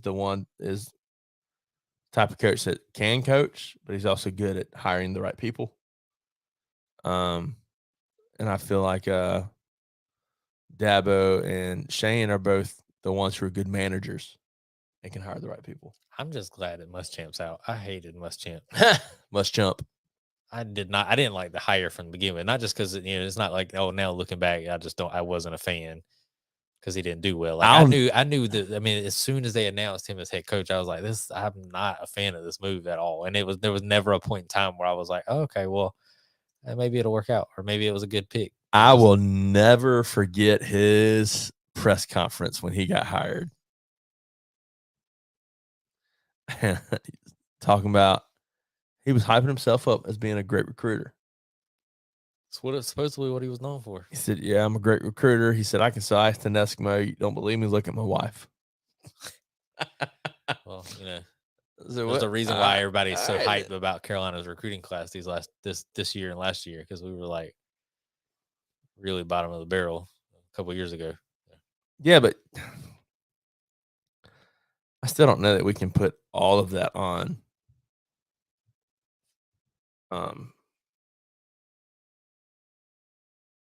Muschamp. Oh, I'm not saying it's all on Muschamp, but I don't know. Looking back, I mean, like what did he do well? I mean, no, I mean, I agree with that. Completely agree with that. I mean, he didn't really recruit well. I mean, he didn't really coach well. I mean, it seemed like his coaches were his friends. Yeah, that he didn't want to say no to. And that played into who was starting on the team. Coach Beamer didn't necessarily get rid of Satterfield, but I honestly feel like Beamer was having those conversations with Satterfield behind, saying, "Hey, look here. Hey, Matt's, Coach Rule's going to Nebraska. I'd highly recommend you try and get on with him, or else I'm going to have to fire you." Type of thing. So could be. And I know we normally we chipped around and went ahead and hit football. But yeah, he said Ant-Man is coming out next week. There's been Knock at the Cabins out with Bautista. Bautista. What else we got? Man, there's several movies I know that are out. So Magic Mike comes out this week. Right. Ant-Man and the Wasp comes out next week. Cocaine Bear comes out the following week. Yes. Then you got Scream 6. Whoa, what? Scream 6 comes out in Didn't even know it was coming out. a month, 31 days. Wow. Fast 10 comes out in May 19th. Ugh. Family. Ugh. Sorry, yeah. Call me a hater. I'm just not a fan of the Fast series. What? I said people can call me a hater if they want to. I'm just not a fan of the Fast series. Any of them? I mean, like none of the movies. I mean, I'm not saying some of the movies aren't good. I'm just not a fan of the series. Retsy said he hated Muschamp. You are not alone, brother. Creed 3's coming out soon. I'm a fan of the Creed movies. Winnie the Pooh, Blood and Honey comes out in like 8 days. Oh, that might be as bad as the mean one. I don't know. I didn't watch the mean one, but I think I might. I think I'm gonna watch the Blood and Honey one. Oh, Christopher Robin. Guys, any movies that you guys are looking forward to seeing? Let us know. Man. Then from a gaming standpoint, the Hogwarts game comes out this Friday. I have it. I'm picking it up, so I'll make sure to let you know how that is. Yeah, I heard it was good. Big Brother's been listening to our convos because I keep seeing nothing but ads about that on my phone. We Fight Forever finally got a rating. No update on the release date yet. No update on the release date. Several people have been highly what's the word I'm looking for? Critical about the graphics. And everything, saying that it reminds them a lot of WWE Battlegrounds. My gosh, that's awful. WrestleCode. I wouldn't go that far, but I mean, I agree. I'm waiting to hear more about WrestleCode again. I haven't seen much on it in a while. Yeah. 2K23 is coming out. Looks good. It does. I don't think there's going to be, other than maybe War Games, being included. I don't know if there's going to be a whole lot of improvements over 22. Logan 22 Paul was good. Logan Paul's on it. He was you could download. He was DLC in 22. So, you got Bad Bunny in this one. Cody Rhodes. And I think, other than an updated roster, I don't know how much different the game is going to be. I'll still probably check it out just because I'm curious to see how the War Games plays. I like 22. 22 it played well. It was a couple of weird things, like, obviously I know you can't have everybody in the game, but like Kurt Angle wasn't in it, so that was like a big person. And then like nitpicking, it was just weird because like Triple H is in the game, but it's the bald Triple H with just a beard, and that was the only attire they had in the game for him. And I was like, oh, it's just like, that's not the Triple H I know. Like, you gotta have the hair of the game. Yep. So we'll see. Time to play the game. Thanks. Brett says 100,000% on Muschamp, and then Brett calls me a hater. Thanks, bud. Appreciate you. Man, 2 hours flies by fast. Yeah, especially when you're having fun. Yeah, and they're right, Shane. Oh, still not bad. No, he got his wind in his hair right now as he's sailing on the beautiful seas. Looks like he's having a blast. Yeah, I mean, he does like he's having fun. Making his way through the upside down. Is that what we're calling it? Well, I guess it depends on how many drinks he's had, I guess. Wonder if Shane's probably having a Spirits with Shane moment by itself. Yeah. by itself. Oh, I can make this on the show. He did. We have gotten a few pictures, and there was like 4 pictures of the drink menu, so I wouldn't be surprised. Yeah, it's no, it's man, I think so I've had a couple people reach out to me. It's like, hey, I really enjoy that Spirits with Shane segment. Like, I tried these drinks, they're not too bad. I'm like, well, yeah, all depends on which one you try. Like, they were especially talking about the one y'all did last week. They're like, that one looked really good. It might have been the best one we've had. I don't know. I stick with what I like. Yeah. The Pitch Black was pretty good on a Rumble night. I don't know if I'll try Nutty Russian. Oh, peanut butter whiskey. Make a mean one. You just head on down to Gadgets and look off and get one of them. No thanks. I'll pass on that. I'll stick with my Mountain Dew. Well, guys, if whoops. That was for Shane, right? Yeah. And call back, guys. Call back. Well, long-term storytelling. That's right. You can't polish a turd. Oh, well, guys, we appreciate your time as always. Thanks for tuning in. Thanks for listening. Thanks for hanging out with us. We appreciate everyone commenting in the chat. Remember, go check out our sponsors, Revolution Nutrition in Camden and Daysville Coffee Lab at daysvillecoffeelab.co. From where?